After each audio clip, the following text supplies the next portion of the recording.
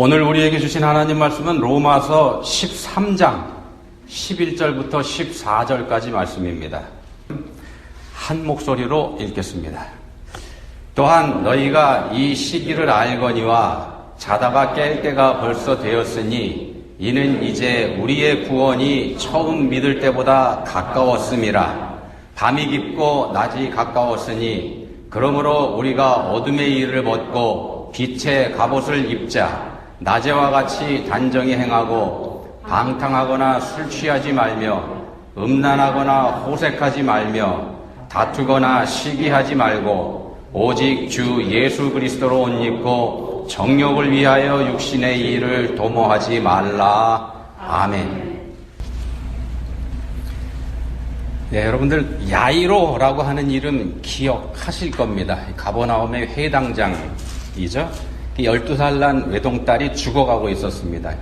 딸을 살려야 되겠다는 일념으로 사회적인 체면도 불구하고 예수님 발 앞에 넙죽 엎드려서 도움을 청하죠.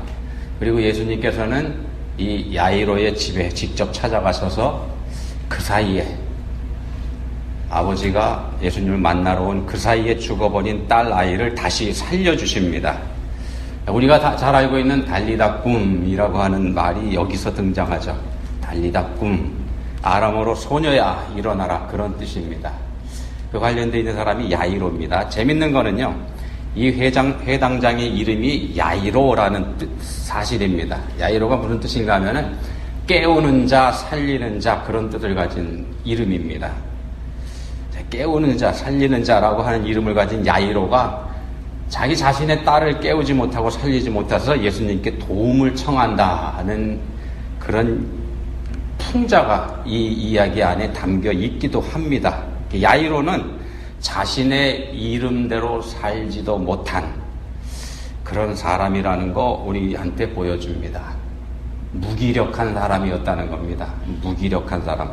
무기력한 사람으로서 예수님을 만나게 됩니다. 자신의 그 무력함을 예수님 앞에 내려놓고 자신의 그 무력함을 예수님께 고백하고 도움을 청했을 때 자신의 죽었던 딸, 잠자던 딸이 일으킴을 받는 은혜를 체험하게 되는 게 이 이야기입니다. 이처럼 무력한 야이로가 아무 대책이 없어서 할 일이 없었던, 아무것도 할 수 없었던 야이로가 상징하는 게 우리 인생들입니다. 우리 인생들의 처지가 이 야이로와 같다는 겁니다. 이게 사실 우리 인생이라는 게 하나님 앞에서 보면은 형편없이 무력한 그런 존재이지 않습니까? 근데 이 이야기는, 이 야이로의 이야기는 마태복음, 마가복음, 누가복음 이렇게 세 권의 공간복음서 모두에 다 기록이 되어 있습니다. 세 복음서에 다 기록되어 있습니다. 특이한 거는요, 이 세 복음서 모두에서 똑같이 다 이 야이로의 이야기 가운데에 다른 이야기를 하나 끼워 넣었다는 사실입니다. 혈루증으로 12년 동안이나 고생하고 있던 부정한 여인이 회당장 야이로의 집으로 가고 계시는 예수님에게 다가와서 예수님의 옷에 몰래 손을 대고 그리고 병을 고침도 한다는 그런 얘기죠. 야이로의 이야기와 함께 이 혈루증 여인의 이야기가 하나로 되어 있다는 겁니다. 세복음서에서 야이로 이야기를 기록하고 있는데 거기에 전부 다 이 여인의 이야기도 다 똑같이 기록을 하고 있습니다. 누구는 셋 중에 하나는 뺄 만도 한데 말입니다. 공통된 메시지가 있기 때문에 그렇습니다. 이 야이로의 이야기와 혈루증 여인의 이야기가 같은 메시지를 주고 있기 때문에 그렇습니다. 혈루증, 피가 새어서 흐르는 병, 그런 뜻이죠. 혈루, 흐른다는 뜻이죠. 피가 흐른다. 자, 피가 흐르고 있는 걸 막을 수 없었다, 그런 뜻입니다. 12년 동안이나. 12년 동안 무슨 짓을 안 해봤겠습니까? 별별 수단을 다 동원해서 고치려고, 흐르는 피를 막으려고 애써봤지만 해결이 되지 않았다는 겁니다. 틀림없이 이쯤 되면은 포기한 상태이었을 겁니다. 무력한 상태에 있었다는 거죠, 이 여인이. 근데 예수님의 소문을 들었을 때 희망을 발견하게 됐고, 그리고 용기를 내서 예수님의 옷에 손을 대고, 그리고 병고침을 받는 그런 은혜를 누리게 됩니다. 자, 회당장 야이로하고 혈루증 여인의 공통점, 두 사람의 공통점이 뭐냐면은 둘 다 무력한 상태에 있었다는 겁니다. 아무것도 할 수 없는 그런 상태에 있었다는 겁니다. 자기 힘으로 해볼 거 다 해봤지만 문제가 해결되지 않은 그런 절망적인 상태를 경험했고, 그리고 그럼에도 불구하고 예수님의 소문을 들었을 때 소망을 발견하고 예수님께 나왔다는 겁니다. 두 사람의 공통점입니다. 자신의 무능력, 무기력함, 이걸 들고 예수님 앞에 나왔다는 공통점이 이 두 사람에게 있습니다. 그리고 그렇게도 해결하기 어려웠던 문제가 단번에 해결되는 놀라운 체험을 두 사람이 똑같이 했고 말입니다. 자신의 무능력을 발견하고, 그리고 그 무능력을 인정하고, 그리고 예수님 앞에 나왔고, 그리고 문제 해결을 받았습니다. 오늘 말씀하고 맥이 통하기 때문에 이 말씀 먼저 드렸습니다. 자, 본문 14절에서 말씀합니다. 본문 14절에서 말씀합니다. 오직 주 예수 그리스도로 옷 입고 정력을 위하여 육신의 일을 도모하지 말라. 한 문장입니다만 둘로 나눠서 볼 수 있죠. 오직 주 예수 그리스도로 옷 입어라, 이 말씀하고 정력을 위하여 육신의 일을 도모하지 말라, 이 말씀입니다. 이 둘로 나눠볼 수도 있습니다. 정력을 위하여 육신의 일을 도모하는 것, 이건 주 예수 그리스도로 옷 입는 게 아니다, 이렇게도 풀이가 됩니다. 여기서 말씀하는 정력을 위하는 육신의 일, 정력을 위하는 육신의 일, 이걸 13절에서는 이렇게 설명을 합니다. 낮에와 같이 단정히 행하고 방탕하거나 술 취하지 말며 음란하거나 호색하지 말며 다투거나 시기하지 말고. 이 말씀, 13절 말씀은 대부분의 그리스도인들이 그다지 별로 부담 갖지 않는 그런 말씀이기도 합니다. 어지간히 신앙생활 좀 하는 사람이라 그러면은 방탕하지 않죠. 술 취하거나 바람 피우거나 남들하고 싸우거나 이거 잘 안 합니다. 거의 안 합니다. 그렇죠? 그래서 별 부담 없습니다. 그래서 이것들을 본문 12절에서는 다 뭉뚱그려가지고 어둠의 일, 이렇게 표현을 하고 있습니다. 이 어둠의 일은 밤과 관련되는 거고요. 어둠이니까 밤과 관련되는 거고, 13절에서 낮에와 같이 행하라는 말씀으로 대안이 제시되고 있습니다. 밤에 들어가 있는 사람이 낮에와 같이 행하라, 나와서 빛으로 나와서, 이렇게 대안이 제시됩니다. 자, 빛을 피해서 숨어서 하는 일, 이게 어둠에 있는 일입니다. 빛을 피하면 어둠으로 들어가니까요. 그리고 그게 곧 정욕을 위하는 육신의 일이 됩니다. 그래서 12절에서는 어둠을 벗고 빛의 갑옷을 입자, 이렇게 권면을 하죠. 어둠을 벗고 빛의 갑옷을 입자.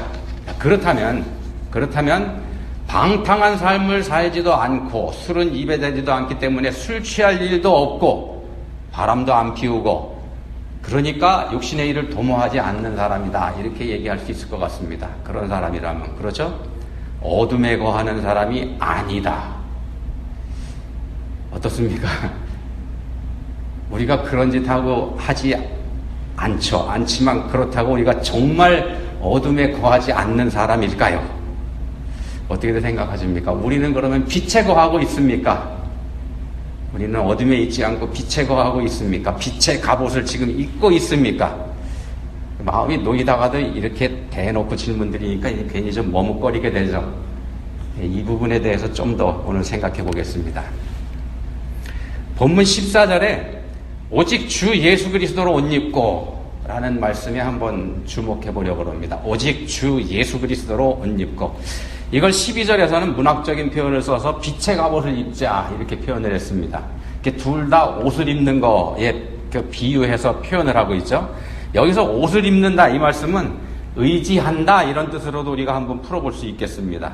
의지한다, 영원한 빛이 되시는 우리 주 예수 그리스도께 의지하는 것, 이게 곧 주 예수 그리스도로 옷 입는 것, 이렇게 연결이 될 수 있습니다. 육신의 일, 그러니까 세상의 일, 세상의 방식을 벗어버리고 더 이상 그런 것들에 의존하지 않고 그런 것들에 의존하던 습관까지 다 벗어버리고 빛이신 예수 그리스도, 우리 주님 앞에 나와서 예수님의 방식을 따라서 예수님께 의존하면서 사는 것, 이걸 가리켜서 예수 그리스도로 옷 입는 것, 이렇게 말씀할 수 있겠습니다.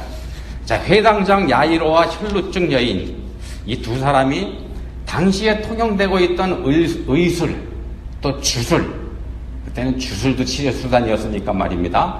의술과 주술에 의지하면서 세상 방식을 따라서 헤매던 그때가 어둠에서 행하던 때입니다.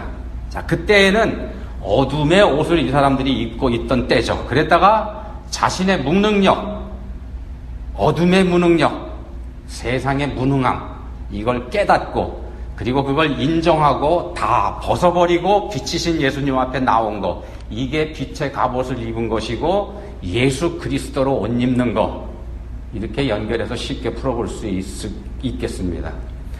자, 에덴 동산에서 인류가 하나님께서 금하신 선악과를 따먹고 범죄했을 때 가장 먼저 했었던 일이 옷을 지어 입는 일이었지 않습니까? 창세기 3장 7절에서 말씀하죠. 이에 그들의 눈이 밝아져 자기들이 벗은 줄을 알고 무화과 나무 잎을 엮어 치마로 삼았더라. 옷을 만들어 입었습니다. 가린 거죠. 그리고 하나님께서 오시는 소리를 들었을 때 그때에는 아예 나무 뒤에, 나무 사이에 숨어버립니다. 자, 이 사람들이 왜 그렇게 했는지, 왜 치마를 만들어서 몸을 가렸고, 그리고 그것도 모자라서 아예 몸 자체를 숨겨버리기까지 했는지 하나님께서 물어보셨죠. 너 왜 그러냐? 창세기 3장 10절에서 이렇게 대답합니다. 내가 동산에서 하나님의 소리를 듣고 내가 벗었으므로 두려워하여 숨었나이다. 내가 벗었으므로 두려워하여 숨었나이다. 이게 벗었기 때문에 가렸고 두렵기 때문에 숨었다, 이렇게 얘기합니다. 벗었기 때문에 가렸고 두렵기 때문에 숨었다. 이 죄가 가져온 현상입니다. 죄를 짓기 이전에는 전혀 없었던 감정들이, 죄를 짓기 이전에는 부끄러움이라는 감정도 없었고요, 두려움이라고 하는 감정도 없었는데 죄와 함께 그런 것들이 사람한테 들어왔습니다. 죄를 지은 인간들이 이 모든 것들을 스스로 불러들인 게 됩니다. 인간들이 스스로 불러들였습니다. 그리고 그때로부터 우리 인류에게 있어서 옷은 그때로부터 없어서는 안 되는 필수품이 되어버렸습니다. 우리에게 있어서 의, 식, 주, 이 세 가지는 없어서는 안 되는 것들이지 않습니까? 그 중에 하나입니다. 우리는 의복, 즉 옷이 반드시 필요한 존재가 되어버렸습니다. 자, 그런 우리에게 무엇을 입고 무엇을 먹으며 어디에 사는지, 이거 굉장히 중요한 문제입니다. 그 중에서 지금 입는 거 말씀드렸습니다. 근데 본문에서는 이제 먹는 것도 말씀하죠. 술을 대표적인 예를 들었습니다. 본문에서는 술 취하지 말며. 자, 무엇을 먹으면 어떻게 먹을 건지 이거 생각하라는 겁니다. 무엇을 먹으면 어떻게 먹을 건지. 술은 사실은요, 이스라엘이 포함되어 있는 지중해권 연안에서는, 그쪽 문화권에서는 필수 음료입니다. 물 사정 때문에 포도주를 물처럼 사용하지 않습니까? 그래서 성경에서는 술 먹지 말라 이렇게 직접 표현하기보다는 술 취하지 말라는 말씀으로 주로 사용을 합니다. 그렇게 표현을 주로 합니다. 자, 무엇을 보다는 어떻게 관심을 두고 있는 거죠. 어떻게. 과용, 남용, 이거 삼가라 이런 뜻으로 우리가 풀어볼 수 있는데, 필수적인 걸 죄의 도구로 사용하지 말라, 이런 경고의 말씀이기도 합니다. 술에 취한 사람은 자기 자신을 컨트롤할 수 없지 않습니까? 술이 그 사람을 조종을 하는 거죠. 그래서 추한 몰골이 됩니다. 해서는 안 될 짓도 하게 되고 말입니다. 술 취해서. 근데 성령 충만도 자기가 자신을 컨트롤하지 못한다는 면에서 이 술 취함과하고 많이 닮았습니다.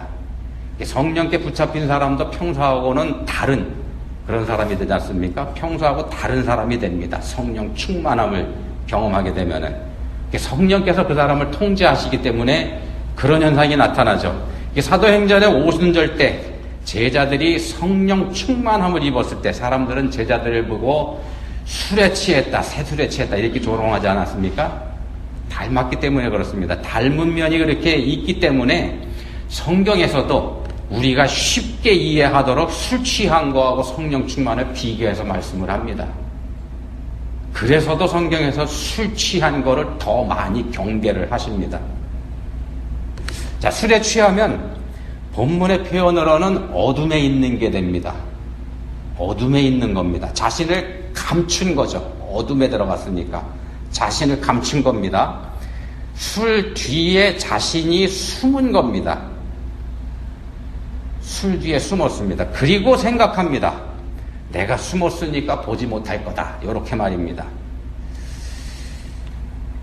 그렇게 아무도 보지 못한다고 믿게 됐을 때, 술 취해서 말입니다. 아무도 보지 않는다고 믿게 됐을 때 방탕과 음란과 호색으로 빠지고 다른 사람하고 싸움도 하고 그렇게 됩니다.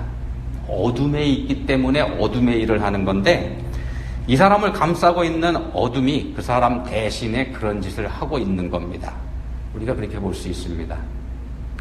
어둠이 사로잡고 있기 때문에 이 사람을 어둠이 컨트롤하는 거죠. 이게 사실은 그 사람이 자기 자신을 어둠에게 내어준 상태가 돼버린 겁니다. 자신을 내어 맡겼기 때문에 그 사람을 맡은 어둠이 자기 뜻대로 컨트롤하고 있는 거고 말입니다. 그 사람이 처음에는 알아채지 못하죠. 어둠도 그 사람이 알아채지 못하도록 살살 하다가 이게 시간이 지나고 반복되면서 점점 본색을 드러내서 마침내 올가매서 꼼짝 못하게 만드는 것, 이게 어둠의 특성입니다. 자, 그래서 말씀합니다. 어둠의 일을 벗고 빛의 갑옷을 입자. 어둠의 일을 벗고 빛의 갑옷을 입자. 자, 그러면 어둠을 벗는 일과 빛의 갑옷을 입는 일, 우리 힘으로 우리가 할 수 있는 일일까? 하자, 이렇게 되어 있으니까 말입니다. 우리한테 권하는 거지 않습니까? 우리가 할 수 있을까? 아니요, 그렇지 않죠. 그러니까 어둠을 벗는 일은 우리가 할 수 없습니다. 왜 할 수 없는가? 어둠이 이미 우리를 사로잡고 있기 때문에, 우리를 컨트롤하고 있는 상태이기 때문에 우리가 벗어나지 못합니다. 빛의 갑옷을 입는 일 역시 그것도 우리가 할 수 있는 일이 아니고 말입니다. 우리 힘으로 되는 일 아닙니다. 그럼에도 본문에서는 말씀합니다. 우리가 어둠의 일을 벗고 빛의 갑옷을 입자. 우리가 벗고 우리가 입자. 이렇게 말씀합니다. 여기서 우리가 입어야 할 빛의 갑옷, 그게 바로 주 예수 그리스도라는 옷이지 않습니까? 믿음의 옷이죠. 믿음의 옷입니다. 예수님을 그리스도로 믿는 믿음의 옷. 결국 우리에게 예수님을 믿으라, 이런 권면의 말씀이 됩니다만, 그 믿음이라고 하는 게 에베소 2장 8절에서 말씀하는 것처럼 우리에게서 난 게 아니고, 우리가 스스로 만들어낸 게 아니고 하나님께서 우리에게 주신 선물이지 않습니까? 우리가 스스로 할 수 있는 일이 아니라는 결론에 도달하게 됩니다. 자, 그러면 우리가 벗고 우리가 입자, 이거 뭘 뜻하는가? 다른 거 아닙니다. 다른 거 아니고요. 쉽게 그냥 회당장 야이로가 되는 거고 혈루증 여인이 되는 겁니다. 우리가 그 사람들처럼 되는 겁니다. 이게 우리 자신의 무력함, 무능함, 이거 인정하고 예수님 발 앞에 나가서 무릎 꿇는 겁니다. 그겁니다. 회당장 야이로도 예수님을 보고 발 아래 엎드려 도움을 청했고요. 혈루증 여인도 와서 그 앞에 엎드렸습니다. 그렇게 이 사람들이 엎드렸을 때 예수님께서는 이 사람들을 받아주셨고 말입니다. 이 사람들의 문제가 완전하게 해결됐습니다. 예수님께서 해결해 주셨죠. 자, 우리 인생들은 어떤 집을 어떻게 지을 건지 이거 고민합니다만, 성경에서 우리에게 주는 답은요, 어떤 집을 어떻게 짓는 그게 아니고 어디에 짓는지 이거 말씀합니다. 어떤 집을 어떻게 지을지가 아니고 어디에 집을 지을 건지 이거 말씀합니다. 이거 고민하라고 합니다. 야이로에게도 혈루증 여인에게도 그리고 우리에게도 예수님 앞이 그곳입니다. 예수님 앞이 그곳입니다. 반석이신 예수 그리스도 앞에 말씀 위에 집을 짓는 것, 이게 답이라는 거죠. 자기가 설계한 집을 자기 방식으로 자기가 원하는 곳에 짓는 그런 게 아니고요. 말씀에 있는 곳에 말씀에 따라서 집을 짓는 것, 그겁니다. 본문의 표현으로는 주 예수 그리스도로 옷 입는 것. 그래야지만 마지막 때에 본문 11절의 말씀으로는 자다가 깰 때가 됐을 때, 즉 우리의 구원의 때가 이르렀을 때 그 집이 무너지지 않게 됩니다. 하나님께서 인정해 주시는 집이 됩니다. 야이로와 혈루증 여인의 이야기, 이 두 이야기에 공통적으로 등장하는 숫자도 있습니다. 그거 가지고도 우리가 한번 확인해 볼 수 있습니다. 10이라는 숫자가 공통적으로 등장합니다. 여인은 12해 동안 알았고요. 해당장에 따른 나이가 12살이었습니다. 성경에서 굳이 숫자를 밝히는 것은 이유가 있기 때문이죠. 두 사람 이야기를 같이 묶어놓고 같은 숫자 12를 제시하는 데 의미가 있다는 겁니다. 12가 상징하는 거, 이거 완전수죠. 12도 완전수 중에 하나입니다. 12가 상징하는 뜻은 뭐냐 하면은 하나님의 완전한 통치입니다. 하나님의 완전한 통치. 하나님께서 완전하게 통치하시고 하나님께서 다 컨트롤하시는 그런 상태를 상징하는 숫자입니다. 하나님의 백성들을 12지파로 구성된 것이 성경에 나오고요. 또 하늘에서 내려오는 새 예루살렘 성이 12기초석과 12진주문으로 구성이 되어 있습니다. 새 예루살렘 성, 우리가 천국이라고 부르는 새 예루살렘 성으로 상징되는 그곳은 하나님의 통치가 완전하게 이루어지는 그런 곳입니다. 천국이라고 하는 건 하나님께서 완전하게 컨트롤하시는 그런 곳입니다. 자, 3이라고 하는 숫자, 성경에서 3이라고 하는 숫자는 신성한 숫자죠. 성부, 성자, 성령, 삼위일체 하나님을 뜻하기도 합니다. 삼위 하나님, 그렇게 이해를 해도 됩니다. 4가 상징하는 것은 세상을 상징하고 땅을 상징합니다. 동서남북, 동서남북 사방천지, 이렇게 이해할 수도 있겠습니다. 4는 그걸 상징합니다. 그래서 이 3과 4를 더하는 숫자, 7이 되죠. 이 숫자를, 7이라는 숫자를 완전수라고 보는데, 7이 상징하는 것은 하나님께서 보시기에 좋았던 원래의 창조세상, 그걸 주로 상징을 합니다. 3과 4를 더하면 그렇게 됩니다. 근데 이 3과 4를 곱하면 12가 되지 않습니까? 우리가 보고 있는 10이라는 숫자가 됩니다. 세상을 3번 나열한 거, 이걸 뜻합니다. 3위 하나님께서 이 세상을 완전하게 컨트롤하시는 것, 이걸 상징합니다. 하나님의 완전한 통치를 뜻하는 그런 숫자입니다. 하나님께서 계획하시고 하나님께서 이루어 가시는 그런 세상입니다. 하나님께서 계획하신 대로 돼가는, 하나님께서 원하시는 대로 모든 게 다 이루어져 가는 그런 세상입니다. 우리의 뜻이 끼어들지 않는 그런 곳입니다.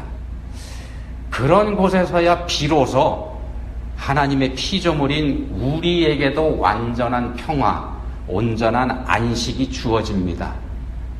우리가 온전한 안식을 누리는 곳이 바로 그곳입니다. 그것을 우리가 천국 이렇게 얘기합니다. 자, 바로 그 12라는 숫자가 이 두 이야기에 공통적으로 들어있습니다. 자, 이 사람들이 하나님께서 원하시는 세상 속으로 들어왔다는 걸 뜻합니다. 하나님께서 컨트롤하고 계시는, 완전히 붙잡고 계시는 그 안에 들어온 것, 이걸 뜻합니다. 앞에서 말씀드린 대로는 이 사람들이 제대로 된 장소에 왔다는 겁니다. 바른 장소에 왔다는 겁니다. 하나님께서 원하시는 장소에. 자기들이 생각해서 자기들이 원하던 그곳, 자기들이 찾아 헤매던 그 어둠의 곳, 거기 아니고 말입니다. 자기들이 원하던 거기 아니고 하나님께서 원하시던 바로 그곳에 이 사람들이 왔다. 이걸 상징합니다. 자, 그럼 이 사람들이 어떻게 그런 자리에 오게 됐습니까? 예, 세상의 무능함, 자기가 할 수 없음, 이거 깨닫고 예수 그리스도 우리 주님 앞에 무릎을 꿇었을 때입니다.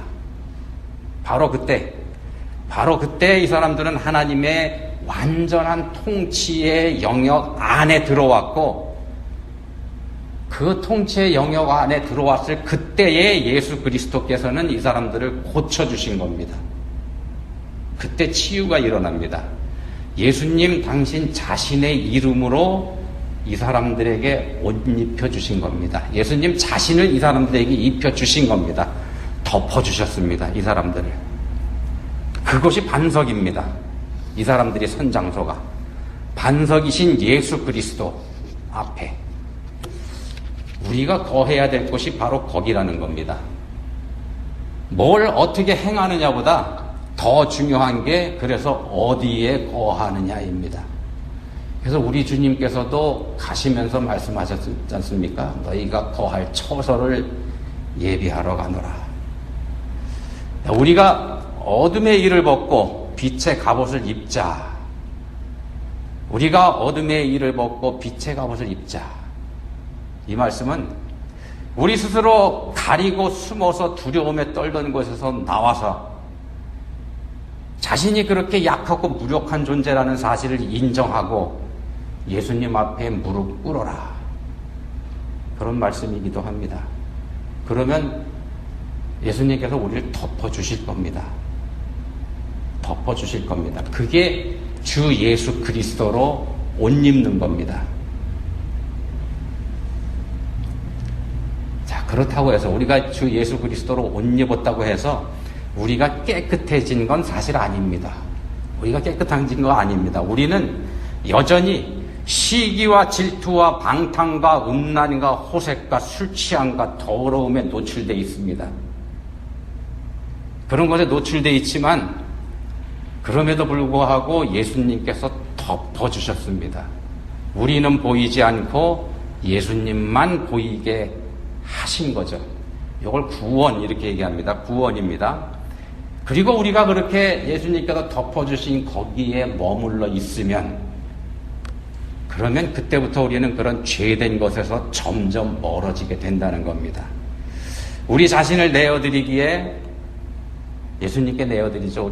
우리 자신을 내어드리기에 우리를 컨트롤해 주시기 때문에 되는 일이라는 겁니다.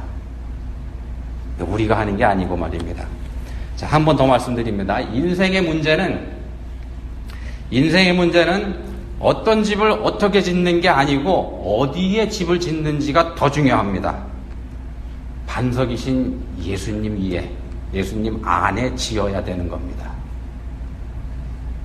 여러분들 잘 아시는 마틴 로이드 존스 목사님 이런 말을 했습니다. 한번 들어보십시오. 오늘날 교회가 최우선 순위로 삼아야 할